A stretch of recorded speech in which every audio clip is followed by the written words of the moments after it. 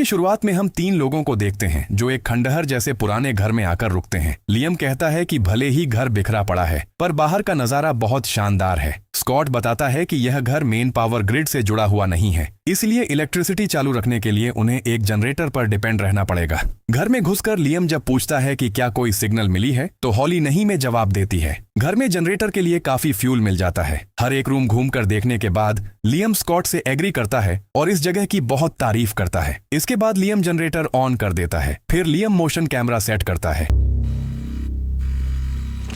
दूसरी तरफ Scott monitor और बाकी इंस्ट्रूमेंट्स सेट कर देता है। स्कॉट लियम को जनरेटर की मैग्नेटिक फील्ड वेव्स को अवॉइड करने के लिए उसमें एक स्पेशल किल स्विच बनाने को कहता है और लियम इस काम को बाद में करने का वादा करता है। अगले सीन में स्कॉट फ्लाइट केसेस को डाइनिंग टेबल की तरह यूज करने पर लियम मजाक करता है। स्कॉट छोटे से कॉफी टेबल पर काम करने की थकान दूर करके एक परमानेंट कंट्रोल सेंटर बनाने पर राहत जताता है। वो आपस में डिस्कस करते हैं कि इस घर के पिछले लोग डिनर के वक्त अपना सारा सामान यहाँ तक कि अपने बच्चे की जरूरी चीजें भी छोड़कर जल्दबाजी में भाग गए थे। इसी बीच लियम हॉली को उनके सेंसर में रिकॉर्ड हुई एक मिस्टीरियस मूवमेंट का वीडियो दिखाता है। हॉली स्कॉट से पूछती है कि आखिर साइंस इस बात को कैसे एक्सप्लेन करेगा। रात में लियम वीडियो कॉल पर अपने बच्चों को जंगल से होते हुए स्पूक हिल जाने की एक पोएम सुना रहा था। इसके बाद लियम अपनी बीवी को विश करके कॉल कट कर देता है। रात में जब सब सो जाते हैं तब किसी के चलने की आवाज सुनाई देती है और मोशन कैमरा मूव करना शुरू कर देता है। सुबह लियम हॉली को बुलाकर रात 3 बजे हॉलवे के मोशन कैमरा में रिकॉर्ड हुई मिस्टीरियस और अजीब मूवमेंट दिखाता है। इसके बाद स्कॉट दीवार में एक छोटा सा गैप होने की वजह से चेहरे पर हवा फील होने की बात कहता है, लेकिन लियम इस बात को मानने के लिए तैयार नहीं होता। लियम पूरी तरह श्योर था कि मोशन सेंसर हवा या टेम्परेचर चेंज होने पर रिएक्ट नहीं करता। सेंसर की तीनों बीम्स किसी सॉलिड चीज से ब्लॉक होने पर ही यह एक्टिव होता है। खैर,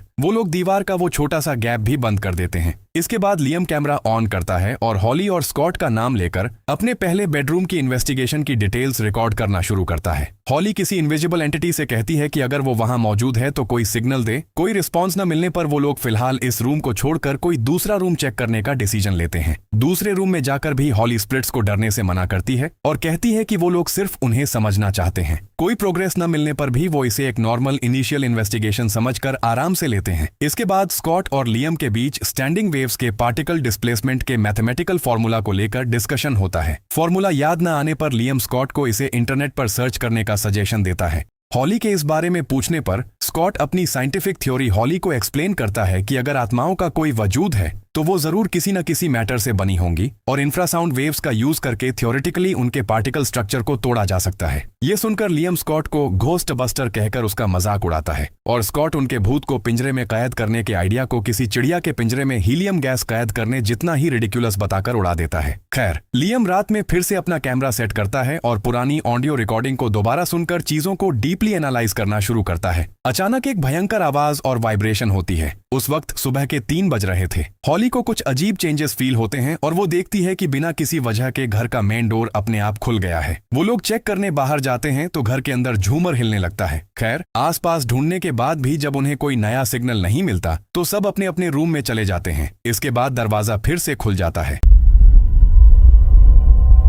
सुबह स्कॉट फोन पर बताता है कि यह इंसिडेंट्स हवा या फर्श की आवाज जैसे नॉर्मल रीजन से भी हो सकते हैं, लेकिन वो 100% श्योर नहीं है। फाइनल डिसीजन तक पहुंचने के लिए स्कॉट कुछ और दिनों का वक्त मांगता है और इंश्योरेंस कंपनी इसे मंजूर कर लेती है। फिर लियम बताता है अर्थक्वेक रिपोर्ट के हिसाब से कल रात कोई वाइब्रेशन नहीं आया था। स्कॉट जब कल रात की घटना को हवा का असर बताता है तो लियम पूछता है, आम हवा आखिर एक घर को इस तरह कैसे हिला सकती है। फिर कल रात की तरह ही आज भी ठीक सुबह 3 बजे कैमरा के ऑन होने की बात सामने आती है। हॉलवे पूरी तरह से एयर टाइट होने की वजह से किसी हवा से कैमरा का ऑन होना इम्पॉसिबल था, इसलिए स्कॉट फैक्चुअल डेटा के बेस पर इंसिडेंट को डॉक्यूमेंट करते रहने पर राजी हो जाता है। स्कॉट हॉली को वॉच टावर के मेन डोर और हॉलवे की फोटोज लेने को कहता है। साथ ही किसी भी टेक्निकल फॉल्ट के डाउट को दूर करने के लिए वो लियम को कैमरा की सेंसिटिविटी सेटिंग्स दोबारा चेक करने और थर्मल इमेजर से पूरे घर को फिर से स्कैन करने का प्लान बनाता है। स्कॉट के कहने पर हॉली फोटोज क्लिक करती है और स्कॉट खुद थर्मल इमेजर से पूरे घर को चेक करता है। हॉली फोटोज को एनालाइज करके स्कॉट को कंफर्म करती है कि उसे कोई गड़बड़ी या नया सिग्नल नहीं मिला है। इसके बाद शाम को लियम कन्फेस करता है कि कल रात घर की दीवार पर हुई उस जोर की आवाज ने उसे बुरी तरह डरा दिया था। लियम कहता है कि हमेशा इन पैरानॉर्मल चीजों के साथ काम करते करते हॉली को इनकी आदत हो चुकी है, लेकिन हॉली बताती है कि डर तो उसे अब भी लगता है, पर यह दरअसल हाइट या उड़ने से डरने वाले इंसान के प्लेन में बैठने उठने जैसा है, अपने अंदर के डर का सामना करने की एक कोशिश। खैर, रात में वो सब सो जाते हैं और सुबह 3 बजने से ठीक पहले उठ जाते हैं। ठीक 3 बजे मेन डोर अपने आप खुल जाता है और स्कॉट को अपने इंस्ट्रूमेंट्स में सिग्नल मिलना शुरू हो जाता है। अचानक हॉली कांपती हुई आवाज में कहती है कि उसे अपनी आंखों के ठीक सामने दरवाजे के बगल में एक आदमी खड़ा हुआ दिखाई दे रहा है। वो आगे बताती है कि वो साया सीधे उसी की तरफ घूर रहा है और अब हॉलवे की तरफ जा रहा है। स्कॉट को अपने सेंसर में एक हल्की सी रीडिंग मिलती है, लेकिन थोड़ी देर में ही वो 0 हो जाती है। तब हॉली कहती है कि आसपास की हवा कुछ अजीब सी लग रही है, लेकिन स्कॉट उसकी इस बात को अनसाइंटिफिक कहकर टाल देता है और काम के लिए सिर्फ ठोस और फैक्चुअल डेटा पर फोकस करने को कहता है। सुबह स्कॉट कल रात का वीडियो देखकर कहता है कि दरवाजा खुलना सिर्फ नॉर्मल हवा की वजह से हुआ होगा। यह सुनकर हॉली भड़क जाती है और कहती है कि उसने कल रात एक बहुत बड़े आदमी का साया देखा था। हॉली गुस्से में कहती है कि अगर स्कॉट को उस पर भरोसा ही नहीं करना था तो उसे सैलरी देकर यहाँ रखा ही क्यों गया है। स्कॉट समझाता है कि सिर्फ किसी दरवाजे का खुल जाना या लटकते हुए झूमर का हिलना सुपरनैचुरल प्रेजेंस का कोई सॉलिड साइंटिफिक सबूत नहीं होता। हॉली कहती है कि घोस्ट कभी कैमरा के सामने आकर हाथ हिलाकर थोड़ी बताएगा कि वो यहाँ है। स्कॉट बताता है कि उसे खुशी होगी अगर वो सुपरनैचुरल चीजों के वजूद को साबित करने के लिए कोई सॉलिड प्रूफ इकट्ठा कर पाए। तब हॉली उसे वार्न करती है कि वो अपनी इन ख्वाहिशों को लेकर संभल कर रहे। स्कॉट जब सब कुछ डिटेल में डॉक्यूमेंट करते रहने का डिसीजन लेता है तो हॉली यहाँ रुकने से मना कर देती है और कहती है कि वो इविल स्पिरिट उन्हें यहाँ नहीं चाहती। स्कॉट साइंटिफिक लॉजिक देकर समझाता है कि ऐसी सुपरनैचुरल पावर्स आमतौर पर किसी को डायरेक्ट फिजिकल हार्म नहीं पहुंचा सकती। वो इनके डराने को किसी रोलर कोस्टर के थ्रिल से कंपेयर करता है, लेकिन हॉली बताती है कि उसे रोलर कोस्टर जैसा थ्रिल बिल्कुल पसंद नहीं है। खैर, वो लोग तैयारी करके एक बार फिर उस इनविजिबल पावर से कोई सिग्नल देने या अपनी प्रेजेंस दिखाने की रिक्वेस्ट करते हैं। अचानक हॉली कहती है कि रूम का टेम्परेचर बहुत गिर गया है और बर्फ जैसी ठंड लग रही है। हालांकि लियम और स्कॉट को टेम्परेचर बिल्कुल नॉर्मल लग रहा था। हॉली उस इनविजिबल पावर का नाम और उसकी आइडेंटिटी पूछती है। हॉली को हवा में कोहरे जैसी किसी चीज की प्रेजेंस फील होती है और वो स्कॉट और लियम से पूछती है कि क्या उन्होंने कुछ देखा, लेकिन उन्हें कुछ दिखाई नहीं देता। हॉली को एक बार फिर वैसी ही भयंकर ठंड और एक बहुत डीप सैडनेस फील होती है। स्कॉट जैसे ही बैटरी चेंज करता है उसे सिग्नल मिलना शुरू हो जाता है। हॉली एक बहुत अजीब चीज नोटिस करती है कि यह डरावनी फीलिंग दरवाजे की चौखट के ठीक बाहर आते ही पूरी तरह रुक जाती है और उसके उस पार इसका कोई असर नहीं है। इसी बीच वहां एक आवाज होती है। स्कॉट जैसे ही उस आवाज को दोबारा रिपीट करने को कहता है, दरवाजा जोर से धड़ाम करके बंद हो जाता है। इस बार स्कॉट भी डर जाता है। वो रात में हॉलवे के अंदर आर्टिफिशियल फॉग बनाकर कैमरा की मदद से उस एंटिटी को क्लियरली रिकॉर्ड करने का प्लान बनाता है। रात में वो लोग प्लान के हिसाब से अपना काम शुरू कर देते हैं। उसके बाद एक फिक्स टाइम पर दरवाजा अपने आप खुल जाता है, लेकिन इसके बाद कोई नया सिग्नल नहीं मिलता, इसलिए वो सब जाकर सो जाते हैं। तभी घर का माहौल फिर से हॉन्टेड हो जाता है और झूमर हिलना शुरू कर देता है। अचानक हॉली की चीख सुनकर लियम और स्कॉट दौड़कर उसके पास आते हैं। हॉली बताती है कि वो इनविजिबल साया उसके ठीक सामने खड़ा है और वो अपने हाथ पैर नहीं हिला पा रही है। स्कॉट उसका हाथ पकड़कर उसे उस जगह से हटने को कहता है। बाहर आकर जैसे ही वो दरवाजे की तरफ आगे बढ़ते हैं, दरवाजा खुल जाता है और वो जैसे ही उस रूम में दोबारा घुसते हैं, उनकी तरफ कैमरा उठाकर फेंक दिया जाता है। खैर, सुबह स्कॉट फोन पर इंश्योरेंस कंपनी को बताता है कि उनका कैमरा टूटकर चूर चूर हो गया है और उन्हें पूरा यकीन है कि यह इविल स्पिरिट किसी भी तरह उन्हें इस घर से भगाना चाहती है। स्कॉट की बात खत्म होते ही फिर से एक आवाज होती है। लियम तभी उस इविल स्पिरिट के अटैक से बचने के लिए तुरंत अपना सामान पैक करके निकलने का फैसला लेता है, लेकिन स्कॉट वहां से जाने से साफ मना कर देता है, क्योंकि जिस सुपरनैचुरल प्रूफ की उन्हें तलाश थी वो आखिरकार उन्हें मिल गया था। लियम सवाल उठाता है कि क्या यह उनकी ड्यूटी है या स्कॉट का कोई पर्सनल जिद्दी एक्सपेरिमेंट। लियम अपनी गाड़ी की याद दिलाकर सबको चलने की जिद करता है तो स्कॉट एक और रात रुकने की रिक्वेस्ट करता है। वो बताता है कि यह खौफनाक नजारा या प्रूफ पहले कभी किसी ने रिकॉर्ड नहीं किया है और उस इविल स्पिरिट ने अभी तक उन्हें डायरेक्ट कोई नुकसान नहीं पहुंचाया है। लियम याद दिलाता है कि हॉली पर अटैक करने के चक्कर में उस इविल स्पिरिट ने घर की दीवार तक तोड़ दी थी। आखिर में उन्हें उस सेफ रूम की याद आती है जहां वो इविल स्पिरिट आमतौर पर घुस नहीं सकती थी और वो रात में वहीं रुकने की तैयारी करते हैं। रात को नींद न आने पर हॉट चॉकलेट बनाते वक्त उनके बीच घर के माहौल और डर को लेकर हल्की फुल्की बात होती है। अचानक हॉली खिड़की का कांच पकड़कर एक अजीब सी ठंड फील करती है और अगले ही पल खिड़की का कांच टूट जाता है। फिर मेन डोर खुल जाता है। हॉली चेक करने जाती है तो वो इविल स्पिरिट उस पर अटैक करने की कोशिश करती है। फिर उनकी तरफ एक टेबल उठाकर फेंक मारती है। इविल स्पिरिट जब उनका पीछा करती है तो वो उस सेफ रूम में पनाह लेते हैं जहां वो इविल स्पिरिट घुस नहीं सकती थी। स्कॉट सोचता है कि आखिर इस खास रूम में वो ईविल स्पिरिट अंदर क्यों नहीं आ पा रही। लियम कहता है कि यह ईविल स्पिरिट उन्हें यहाँ नहीं चाहती और उन्हें जल्दी से अपना सामान पैक करके निकल जाना चाहिए। लेकिन स्कॉट वहां से भागने के बजाय साउंड डिस्प्लेसमेंट की साइंटिफिक टेक्नोलॉजी का यूज करके उस ईविल स्पिरिट को भगाने का डिसीजन लेता है।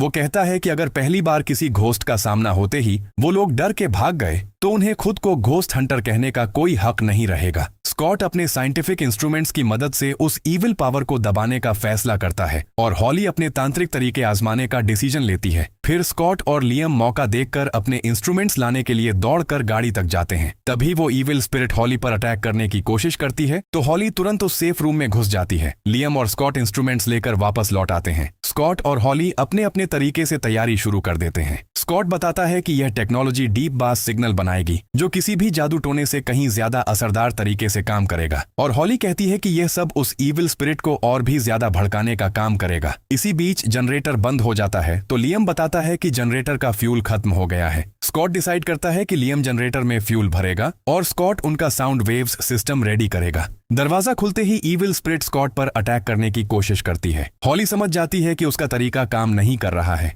लियम किसी तरह जनरेटर रूम में पहुंचकर जनरेटर में फ्यूल भरना शुरू कर देता है और दूसरी तरफ स्कॉट अपने इंस्ट्रूमेंट्स को सेट करने में लग जाता है और ईविल स्पिरिट घर में भयंकर तांडव मचा रही थी। इसी बीच लियम जनरेटर चालू कर देता है और स्कॉट अपना इंस्ट्रूमेंट ऑन कर देता है। इंस्ट्रूमेंट ऑन होने के कुछ देर बाद ही माहौल शांत हो जाता है। इसके बाद हॉली चेक करके कंफर्म करती है कि ईविल स्पिरिट जा चुकी है। अगले दिन स्कॉट इंश्योरेंस कंपनी को कॉल करके बताता है कि वो सक्सेसफुल हो गए हैं और वो लोग अपना सामान पैक करना शुरू कर देते हैं। इसी बीच लियम दीवार के एक हिस्से को अजीब ढंग से ठंड से जमा हुआ देखता है और स्कॉट को बुलाता है। दीवार तोड़ने पर उन्हें इस घर के बेसमेंट में उतरने की सीढ़ियां मिलती हैं। स्कॉट हॉली को इस दीवार की कुछ फोटोज लेने को कहता है और खुद बेसमेंट में उतरने का डिसीजन लेता है। कुछ देर बाद स्कॉट नीचे से आवाज लगाता है कि वहां एक सीक्रेट रूम है और वो उन्हें भी नीचे आने को कहता है। नीचे आकर हॉली दीवार पर बहुत सारे खरोंचों के निशान देखती है और स्कॉट के ईएमएफ यानी एनर्जी रीडिंग मीटर में सिग्नल आना शुरू हो जाता है। हॉली बताती है कि नीचे उनके साथ कोई और ईविल स्पिरिट भी मौजूद है। उन्हें वहां कुर्सी पर चेन से बंधी हुई कोई चीज दिखाई देती है। हॉली कहती है कि उसका दम घुट रहा है और वो तुरंत वहां से बाहर निकल आती है। स्कॉट भी लियम को लेकर बाहर आ जाता है। हॉली अपने सुपरनैचुरल सेंसेस से समझ जाती है कि उस बड़े आकार वाले ईविल आदमी ने पास्ट में किसी औरत को यहाँ लोहे की चेन से बांधकर मौत के मुंह में छोड़ दिया था। अगले सीन में वो लोग पुलिस बुला लाते हैं और उन्हें नीचे जाने का रास्ता दिखाते हैं। स्कॉट बताता है कि ईविल स्पिरिट को भगाने के बाद उन्होंने दीवार पर एक सुपरनैचुरल ठंडा हिस्सा नोटिस किया था और दीवार तोड़कर इस रास्ते को ढूंढ निकाला था। वो आगे बताता है कि दरवाजे पर स्क्रैचेस के बहुत सारे निशान थे जिसे देखकर लगता है कि किसी को यहाँ कैद करके रखा गया था। इसी बीच लियम बेसमेंट से बाहर आकर बताता है कि वो मम्मीफाइड लाश वहाँ नहीं है। उन्हें यकीन नहीं होता कि आखिर चेन से बंधी वो मम्मी बन चुकी डेड बॉडी गायब कैसे हो गई। पुलिस उनके इस कंफ्यूजन पर सवाल उठाती है। ठीक तभी घर भयंकर तरीके से कांपने लगता है। अचानक हॉली बेहोश होकर गिर पड़ती है। फिर हॉली की आंखें पूरी तरह सफेद हो जाती हैं। इसके बाद वो नॉर्मल हो जाती है और कहती है कि उन्होंने एक बहुत बड़ी गलती कर दी है। उन्होंने जिस आत्मा को भगाया है वो असल में उन्हें नुकसान नहीं पहुंचाना चाहती थी, बल्कि वो तो उन्हें वॉर्न करके इस घर से भगाना चाहती थी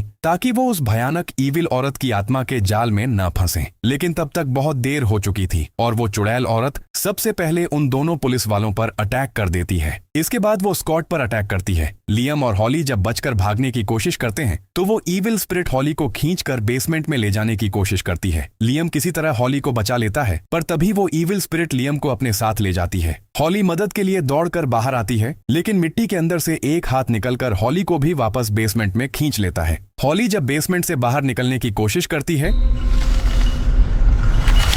तो एक चेन उसके गले में जकड़ जाती है और उसे खींचकर अंदर ले जाती है और यह मूवी यहीं पर खत्म हो जाती है।